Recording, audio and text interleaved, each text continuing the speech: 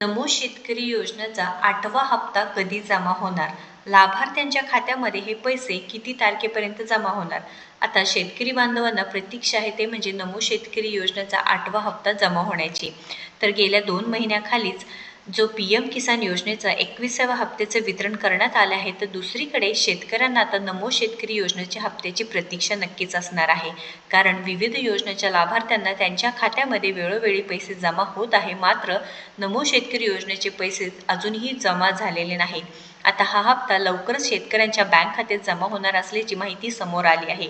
याच वेळी लाभ घेणाऱ्या अनेक शेतकऱ्यांना या लाभापासून वंचित सुद्धा ठेवण्यात आले आहे. तर काही कारणे समोर आली आहेत की लाभार्थ्यांची संख्या आहे ती कमी करण्यात आलेली आहे.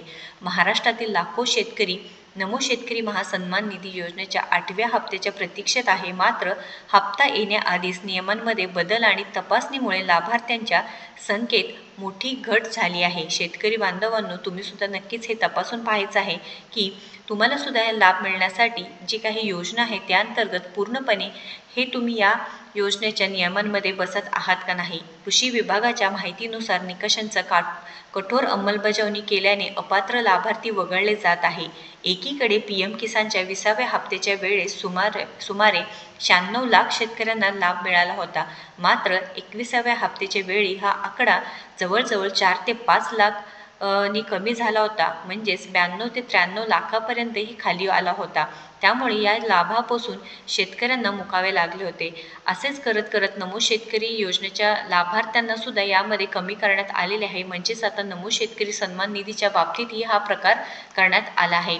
योजनेत वगळले जाण्याचे प्रमुख कारणे समोर आली आहे ते म्हणजेच काय की मृत्यू लाभार्थी. आता जे मृत्यू लाभार्थी आहे त्यांचे नावे तर कमी झाले तरी सुद्धा जे लाभार्थ्यांना खरंच गरज आहे, जे शेतकरी बांधव आहेत, म्हणजेच काय रेशन कार्डचा नियम तिथं लावला आहे. एका घरामध्ये फक्त एकाच व्यक्तीला लाभ मिळत आहेत. म्हणजेच पती किंवा पत्नी यापैकी फक्त एकालाच लाभ मिळणार आहे. पहिलं काय होतं की पती आणि पत्नी दोघांनाही लाभ मिळू शकत होतं. मात्र कुटुंबातील फक्त आता एकाच व्यक्तीला लाभ मिळत आहे. एकाच जमिनीवर दोनदा लाभ घेणारे जे शेतकरी बांधव होते त्यांना कमी करण्यात आलेलं आहे. जे आयकर भरणारे किंवा सेवा क्षेत्रात कार्यरत शेतकरी आहेत त्यांना अपात्र करण्यात आलेलं आहे. म्हणजे ITR धारक आहे त्यांना अपात्र करण्यात आलेला आहे. तर 8वा हप्ता कधीपर्यंत जमा होणार असे शेतकरी बांधव विचारत आहेत. तारीख कधीपर्यंत जाहीर होणार आहे? जे राजकीय हालचाली आहे राज्यातील ते तर सुरूच आहे. म्हणजेच काय निवडणुकीच्या पार्श्वभूमीवर सरकार आता हप्ता लवकरच देणार असल्याची माहिती समोर आली आहे. आता निवडणुकीचं जे काही समोर ठेवून माहिती पूर्णपणे असणार आहे. इलेक्शन आहे त्याच्यामुळे नक्कीच इथे सरकार ते डोळ्यांसमोर ठेवून ही जी काही हप्त्याचं वाटप आहे करणार आहेत. कारण राज्यामध्ये आता जिल्हा परिषद आणि पंचायत समितीच्या निवडणुकासुद्धा असणार आहे. त्यामुळे राज्य सरकार हे निर्णय घेतील व लवकरात लवकर नमो शेतकरी योजनेचे हे जे हप्ता आहे 2000 रुपयेचा वितरण होणार आहे. फार्मर ID ते गरजेचं असल्यामुळे नक्कीच शेतकरी बांधवांनो फार्मर ID तुम्ही लवकरात लवकर काढून घ्यायचा आहे. नाही तर तुमचा हप्ता तुमच्या खात्यामध्ये जमा होणार नाही. महत्त्वपूर्ण अपडेट असल्यामुळे नक्कीच या व्हिडिओला जास्तीत जास्त शेअर करायचा आहे व अशाच महत्त्वपूर्ण माहितीसाठी आपल्याला फॉलो सबस्क्राईब करून घ्यायचं आहे. शेतकरी बांधवांनो, अजून एक तुमचा प्रश्न असणार आहे की आता आचारसंहिता आहे, मग पैशांचं वाटप होणार का? तर लक्षात घ्या, निवडणूक आयोगाने पहिलेही सांगितलं आहे की योजना जुनी असेल तर कोणतीच अडचण येणार नाही. कारण लाडकी बहीण योजनेसाठी सुद्धा असंच झालं होतं.